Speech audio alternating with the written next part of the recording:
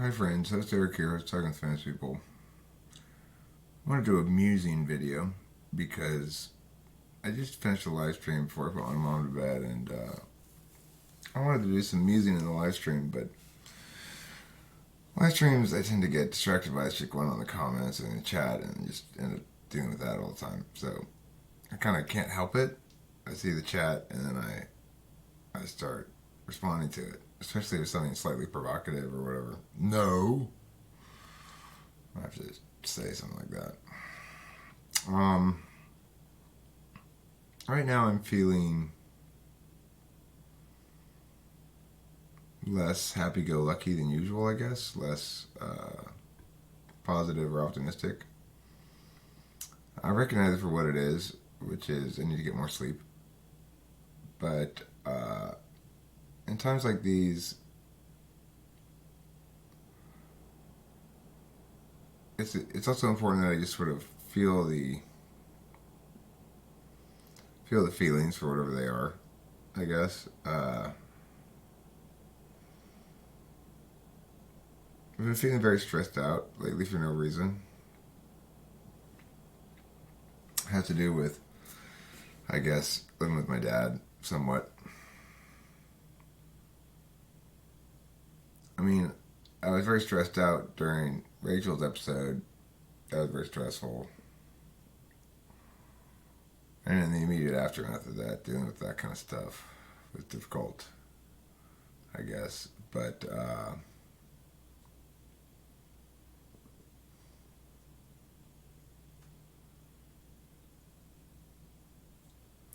even after that, I'm still stayed sort of tense. Right now, I'm fairly relaxed in this chair. I'm kind of compelling myself to be. I'm feeling the weight of decision making about time very much. Metaphysical types, I think in general, have a poor relationship with actual time. A poor relationship with anticipating how long something's going to take to do. A poor relationship with understanding how many things you can get done in a day, or what you want to get done, or how important it is to use time within a certain time frame. You know, there's a lot of challenges because more metaphysical types like ENTP, INFJ, INTP, they operate in such a conditional realm that there's an expectation that things remain the same when you return to it as they were when you left it. I'm beginning to recognize you can get a few things done in a day. That's it. Even if you don't really have anything on the agenda. Depends on the kind of things you want to get done. So, you know, exactly how many can you get done? It depends. There's always some errands I need to run, but there's things around here I need to do. It's like I'm in the middle of rearranging shit. You know, I want to live stream. Today I wanted to finish the song of Gabby Weatherman, which I did finish, which I was glad to finish that. And it's gotten some good response, which makes me very happy. I put a lot of attention into trying to produce it, mix it very carefully. And, you know, I always do, but for this one, I was very differential to my NI, and I didn't make mistakes I probably would have made. You know, I keep getting better at it over time. Mixing, producing, mastering stuff, making tracks, it's incredibly time consuming. It's incredibly laborious to get it right. And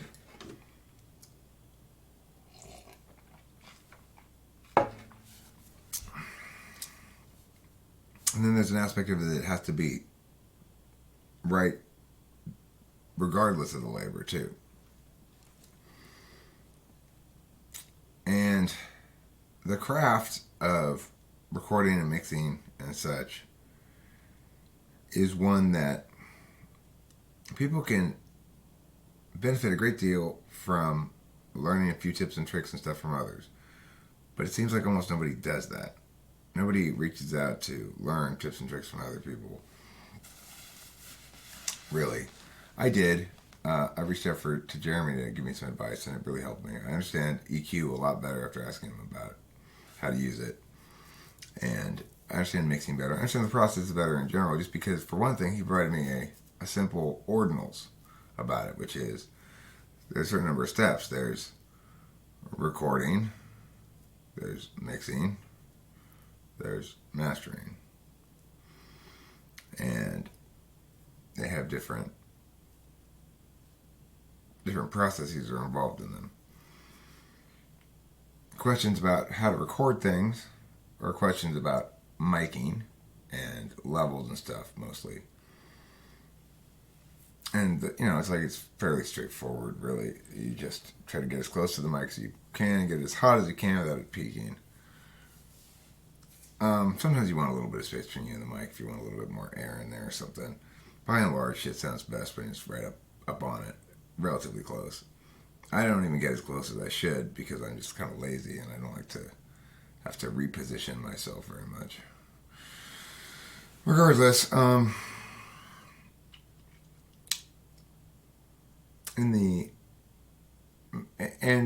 as Jeremy explained to me, one critical element is the more attentive you are at each step, the less you have to do at the next step. So if you're very careful in your recording processes, then mixing will be a little bit easier. You'll have to do less stuff. What does it mean to be careful in your recording processes? Well, try to do everything in one set, so you're not dealing with different sounding mic setups. Like,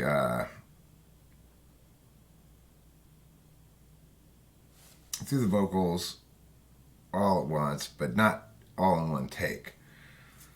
Like, make sure you get all the vocals done before and make sure you're happy with them as best you can be, sure, at the time with all the parts, but before moving on to the next thing.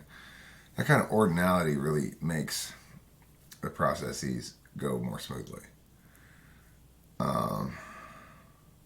It's something I had to learn from a TE Tool user. To think about it like that, because I thought about it so haphazardly before, and I still deal with it rather haphazardly. I wanted to live stream me working on music, but I tried to do it one time, and something wrong with the live stream, and I just said, I'm gonna try it again at some point. For the mixing part of it, which is, it's like, I used to perceive it as being sort of, the mix being the last thing you do. Now, you're mixing is it's like most of the work is mixing that you're doing, ultimately. Because mixing includes any kind of, Jeremy divided it into, now that I recall properly, recording, editing, mixing, and mastering. I include the mixing and the editing part together because that's what I do when I'm editing is I'm also mixing. In other words, when you're editing stuff, you're like, okay, this chunk of the guitar doesn't sound very good. So you got a choice. You either re-record it or you edit it so that it lines up a little bit better. Thing is, you can re-record forever, and you're never going to get it exactly perfect. So you're going to always have to go down to the note level and move shit. Additionally, you have to fade in and out the ends of things so they're the right length. If you could practice, and try to get really, really perfect on the recording.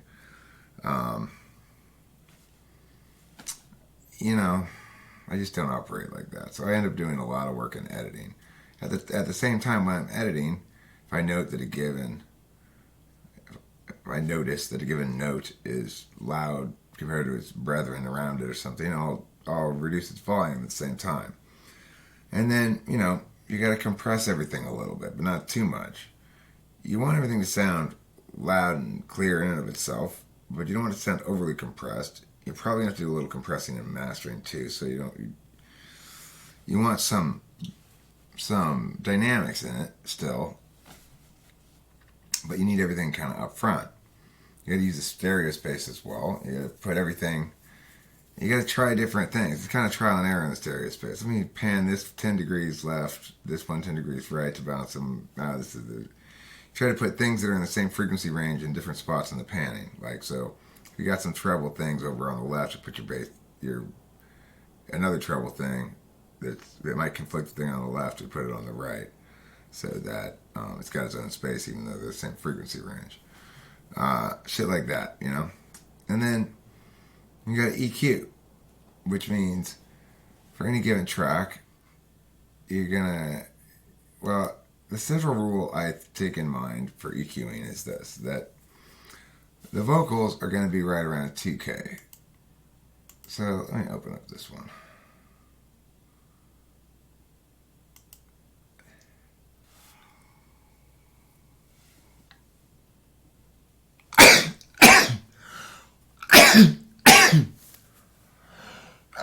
Excuse me. So like this chord's here, right? In order to make things sort of sit in their own space, I put these on a high pass filter. So, oh, you can't really hear them here. Let me put them through here.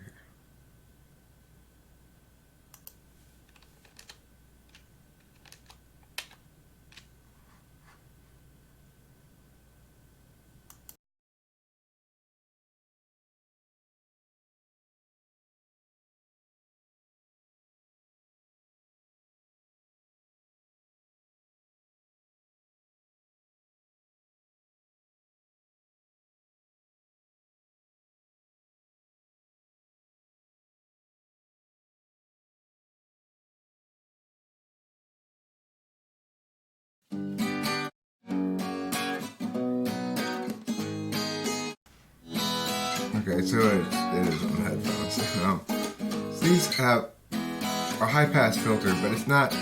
It's at like 1500. So it gets the mids still. And the thing is, it probably also has a cut right around 2000, a little above 2000 maybe. And the reason is that you want the vocals to have that spot around 2000, which is basically the middle of the frequency range, as Jeremy explained it to me.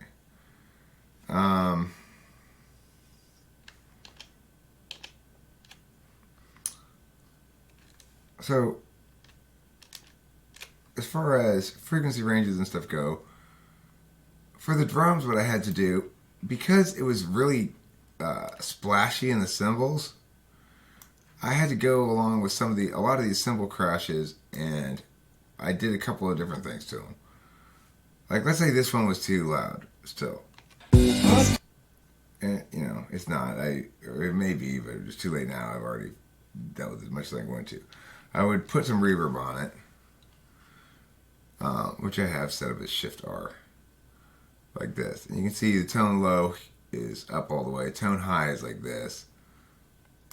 And this would take the edge off of it. And then usually I take it down a notch or two, like that. In this one, apparently it didn't bug me. So he had like multiple cymbal sounds in there. He had like a ride and a splash and a crash, and so there was one of them I didn't like the sound of. It was too much in the frequency fatigue range, which is like 6K. Those ones I had to go through individually and meow them a little bit like that, you know. That's just the work of it. As far as the bass, Rhythmus played this bass, but this bass line and the one that Rhythmus originally had are very different. I went through, in other words, if you listen to this by itself, it sounds pretty choppy and weird.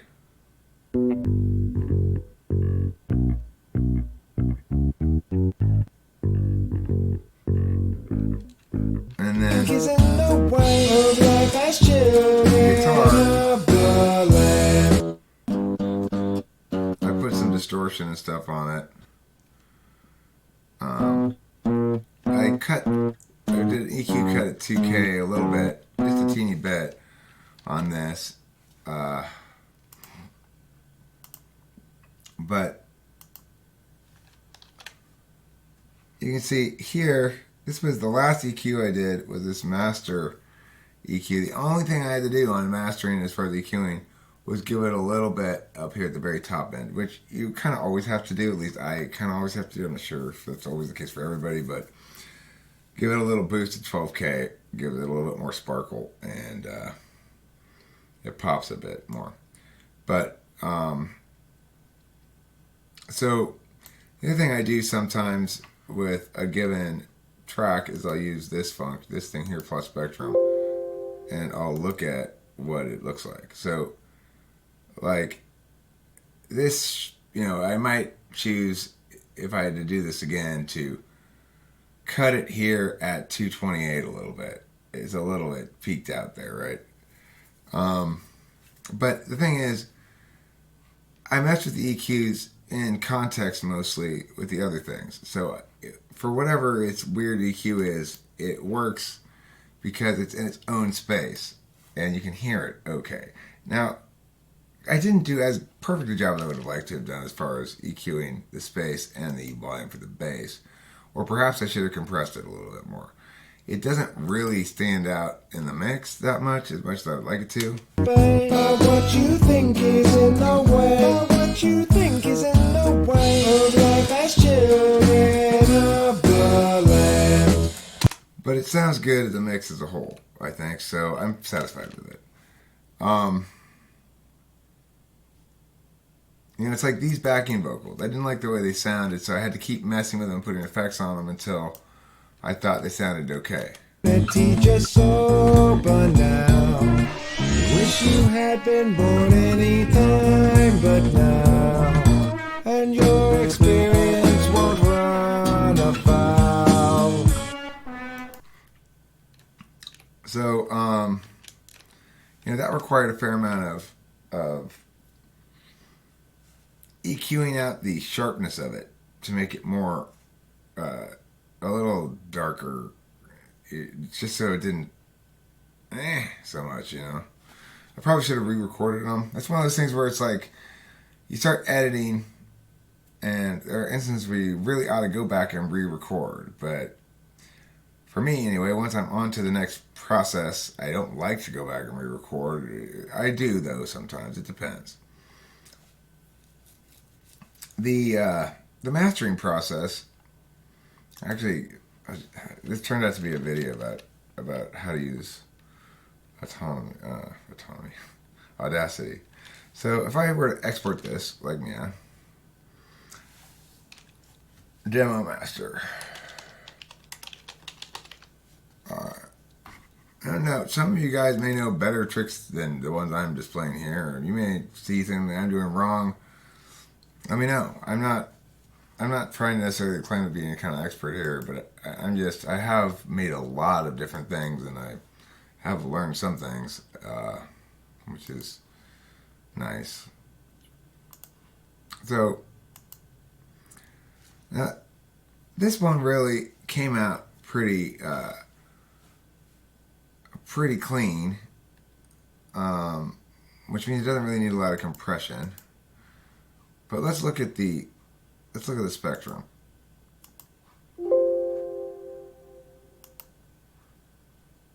All right, so you'll note this little gap here, right around 3,000. That's good. This is listener fatigue frequency is 3,000. 6,000 is too, a little bit.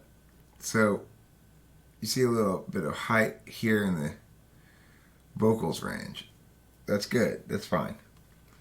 This little bump right there, a 471, that represents the guitar. If I wanted to make the bass pop a little bit more, I could probably take that down a bit.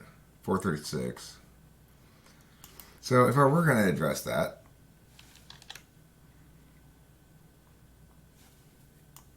this is 400. Flatten 400. Alright, so now I want that moved over a little bit to the right. You know what I'm saying? I could probably take it down a little bit more. In general, lower frequencies can take a little bit more EQing. Higher frequencies need a little bit less. So, because I want this scooted over a little bit, I'll just meow the meow like so.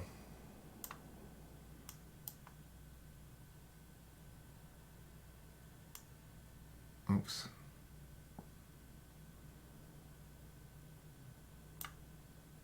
Get that guy. Like that. Like that guy like that.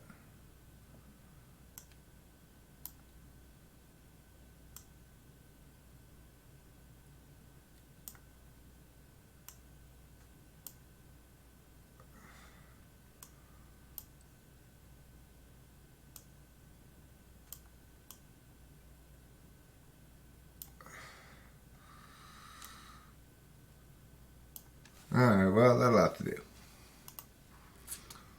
So, probably wouldn't hear any difference really. I didn't even listen to it first, right? But that's something I might do. Let's look at the plot spectrum. So that's a little flatter. I could do it again, but it's fine. I don't mind the guitar standing out a little bit.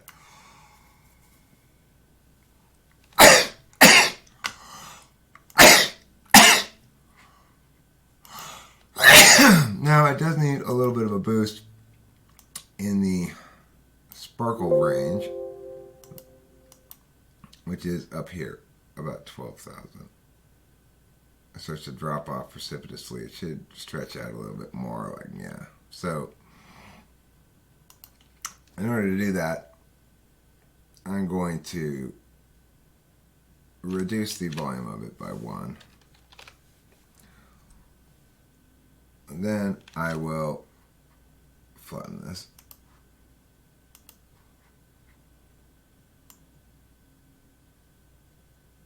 That's good.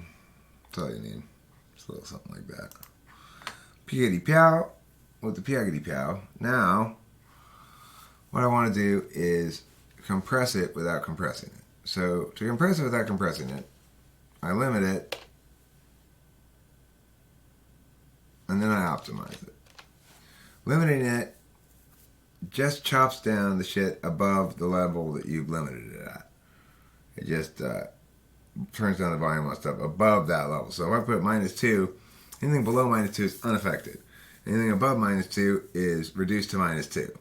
And fairly, it's a soft limiter, so it's not going to sound ridiculous. Then I'm going to do it again. -2. And when I optimize, what that means, or normalize, it takes the existing thing and brings it up to 0, or in this case, -0.3, because I don't like to be quite at 0. Alright, so it's looking fairly good to go. Maybe one more time. -1.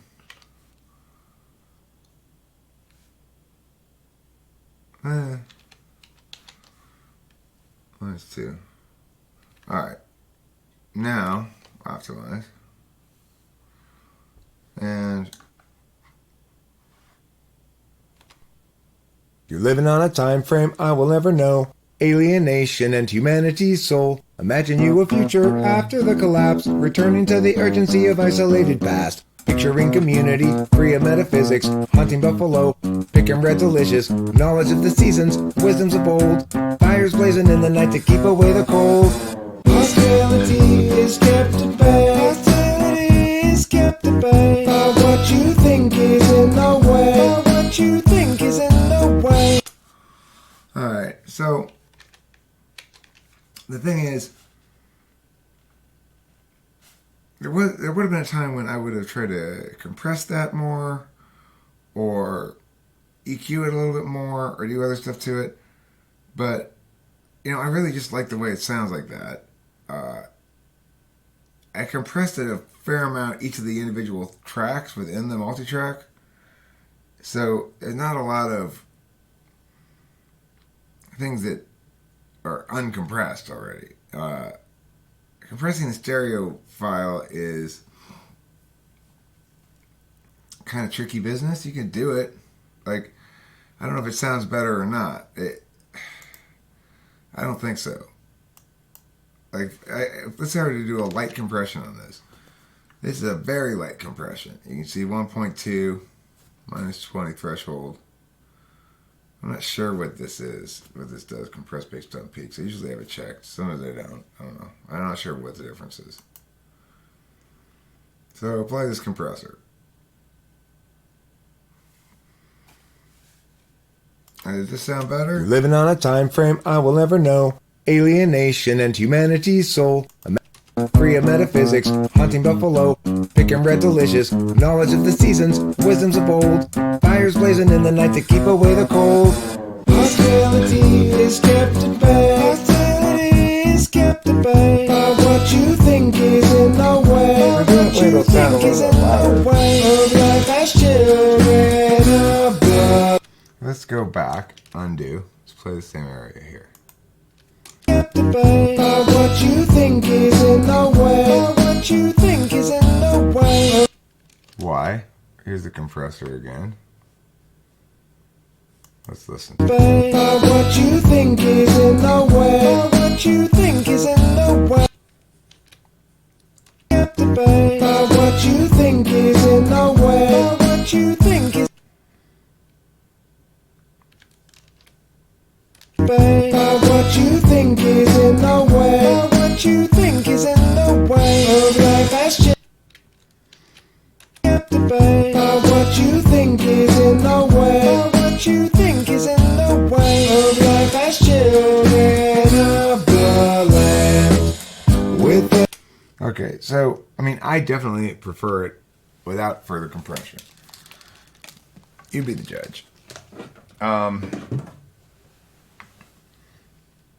It doesn't sound too compressed, the way it is now, and any further compression makes it sound too compressed. That means I basically got it right.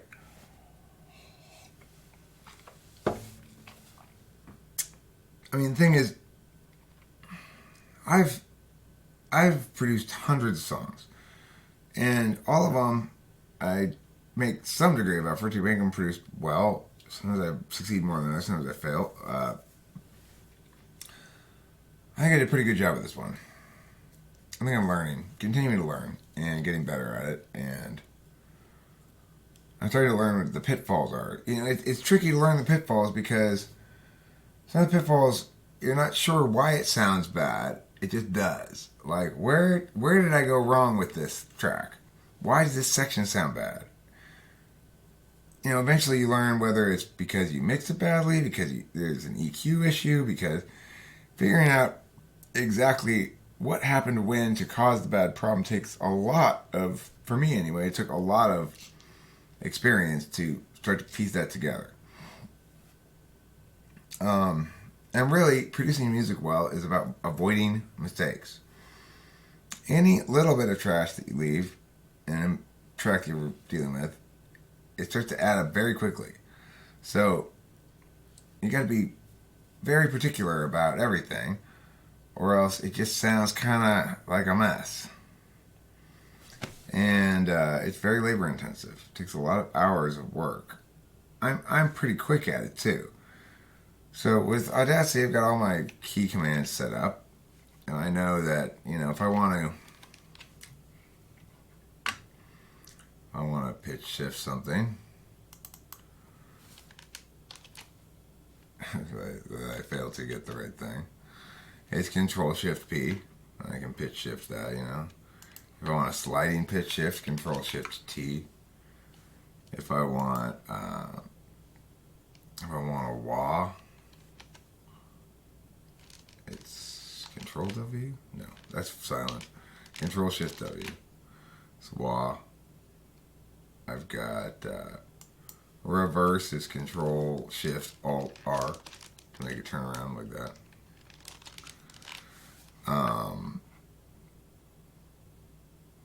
I've got, your compressors, Shift C, limiter, Shift L, split things. So if I want to split this into two pieces, Control I splits it, Control J joins, Control J joins. Oops. Control U mutes everything. If I want to unmute, Shift U, Shift Solo will do. Shift F to solo. If I've got them all spread apart like this, I go Control Shift C and it brings them all back like that. You get pretty quick at this stuff. When I'm working on individual notes, if I want to start fading the ends out of these things or whatever, I've got Control F fades out. I've got Shift F fades in. And I've got Shift G for noise. That's for gain. Say I want to do a noise gate on this. I got Control G for noise gate. I got Shift D for delay. Control Shift R for reverb. No, Shift R for reverb. Yeah. So yeah, it's important to have your keyboard shortcuts set up properly so that you can do stuff quickly. Definitely need a mouse and a keyboard to do this, to use this app. You shouldn't try to be using it with a mouse pad on a laptop. No, thank you. I have plenty of hours doing that, of course, but it's stupid. So this video, I guess, is about producing music in Audacity. I didn't know this was going to be about. I thought I was going to muse about other shit, but whatever. That's what I ended up feeling like talking about, I guess. Maybe I'll end it with a little song on the guitar.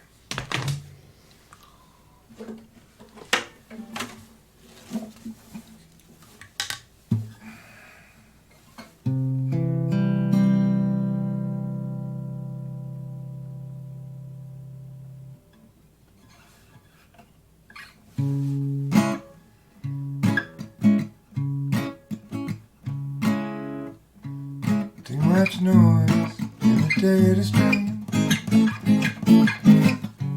loud enough to disrupt everybody's dreams.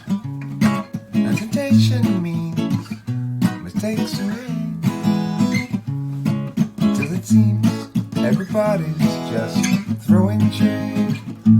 I won't be just another casualty of other people's well-intentioned rules. I used to think that some tomorrow, maybe time for yesterday, not the sort of thing that one can borrow. No one willing to lend a day. Your uncertainty's implicit, just like an unexpected visit from a bunch of men all dressed in blue suits. I won't be just another casualty of other people's well-intentioned rules. I used to think that some tomorrow, every time for yesterday. I did a terrible job playing that song. Terrible. I'm sorry for my failure. Please forgive me my failure. I'll play you a different time. I'll play you again this time.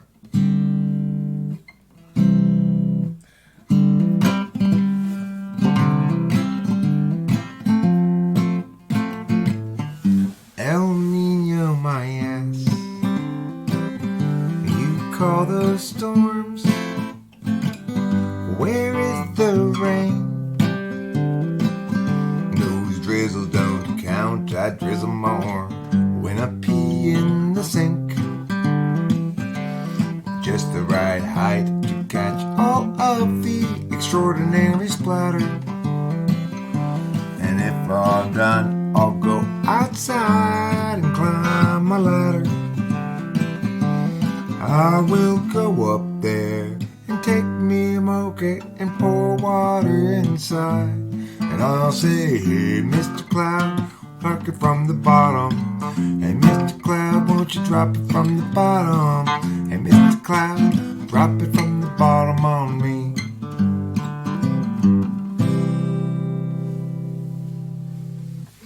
Well, it wasn't perfect, but it was better than the first one. Okay, that's it. Time for bed. I'm gonna go to bed now. You guys go to bed too, okay? It's late. Don't stay up too late or else the devil will come visit you. Say, hey bro, wanna go party? That's what the devil says. Good night, sweet hearts. It's time to go. You know, don't you know? Oh yeah, baby, baby.